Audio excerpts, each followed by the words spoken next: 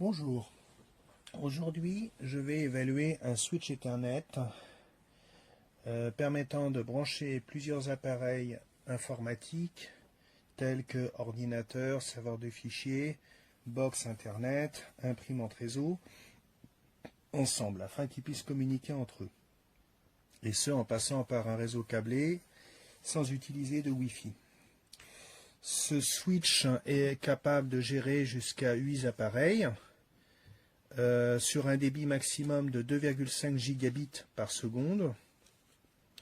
Ici, vous avez la prise pour alimenter le switch par le biais de l'adaptateur secteur de l'alimentation secteur qui est fourni.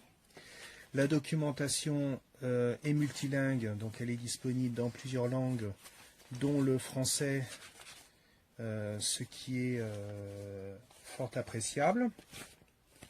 Vous avez le français ici. Alors, sachez simplement une chose, c'est que ce switch peut supporter du 2,5 gigabits par seconde, mais la plus grande partie du matériel informatique qu'on trouve aujourd'hui, aussi bien ordinateur que imprimante réseau, box internet, encore que les box internet sont en train d'évoluer, et serveur de fichiers, etc., fonctionne sur du 1 gigabit par seconde maximum. Donc vous ne pourrez pas utiliser tout le potentiel de cet appareil avec ces équipements.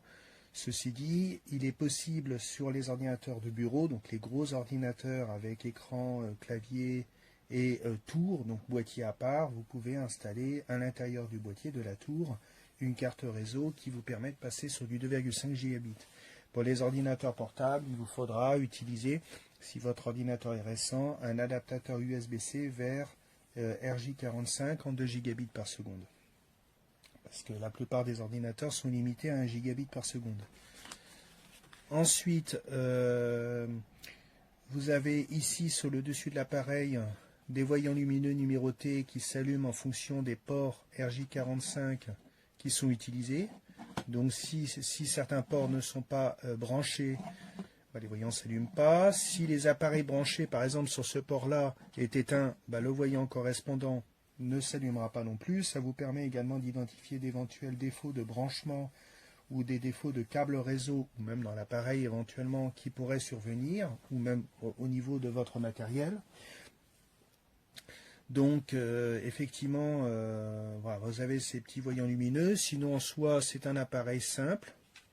Il n'est pas gérable à distance, donc il ne gère pas il n'a pas ce qu'on appelle en anglais le management, c'est-à-dire la possibilité de pouvoir brancher un ordinateur en filaire sur l'appareil pour pouvoir le paramétrer, par exemple désactiver certains ports ou brider le débit de certains ports, si vous ne voulez pas que le port tourne à 2,5 gigabits mais tourne à 1 gigabit ou même à 100 mégabits. Vous ne pourrez pas le faire sur cet équipement. Les équipements qui prennent en charge cette fonctionnalité, c'est une gamme au-dessus. Voilà, en fait, c'est un équipement indispensable si vous souhaitez rester en Ethernet, ce qui est mon cas, parce que le problème du Wi-Fi, c'est qu'il y a toujours des petits problèmes de latence, de lenteur dans les de lenteur au niveau des échanges entre les équipements.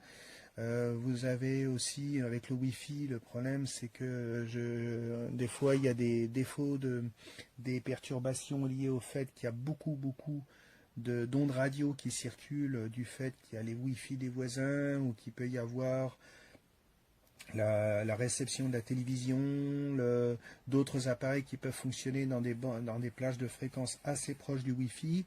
Donc je suis toujours resté un petit peu en retrait du Wi-Fi, même si j'avoue que son côté, le côté mobilité est très pratique. Donc je reste sur l'Ethernet, et l'Ethernet c'est ce genre d'équipement. Donc en plus l'appareil n'est pas très gros, un petit peu lourd, parce qu'il doit sûrement y avoir un radiateur de refroidissement à l'intérieur. D'ailleurs au passage on peut le fixer au mur si on le souhaite. Non, c'est un équipement qui me paraît tout à fait convenable pour se monter un petit réseau informatique chez soi. 8 appareils, c'est généreux. Vous pouvez mettre ordinateur, console, serveur de fichiers, serveur multimédia, votre imprimante réseau qui ne tournera pas à 2,5 gigabits par seconde, mais vous pouvez le mettre dessus. Vous pouvez mettre également votre télévision, enfin tout ce que vous voulez, tout ce qui doit se connecter sur Internet, par exemple. Et dernière petite chose, quand je disais que la plupart des équipements informatiques aujourd'hui tournent à 1 gigabit par seconde seulement, en réseau, en informatique, lorsque vous faites communiquer deux appareils, l'un qui va être à 1 gigabit par seconde et l'autre à 2,5 gigabits par seconde, le réseau va la vitesse globale du réseau se synchronisera automatiquement sur l'appareil le plus lent, c'est-à-dire 1 gigabit par seconde. C'est pour ça que je vous disais tout à l'heure, si vous mettez un ordinateur 1 gigabit par seconde là-dessus, ça tournera qu'à 1 gigabit par seconde, pas aller plus vite. Voilà, bah écoutez, je vous remercie de m'avoir regardé et de m'avoir écouté, et je vous dis à une prochaine fois.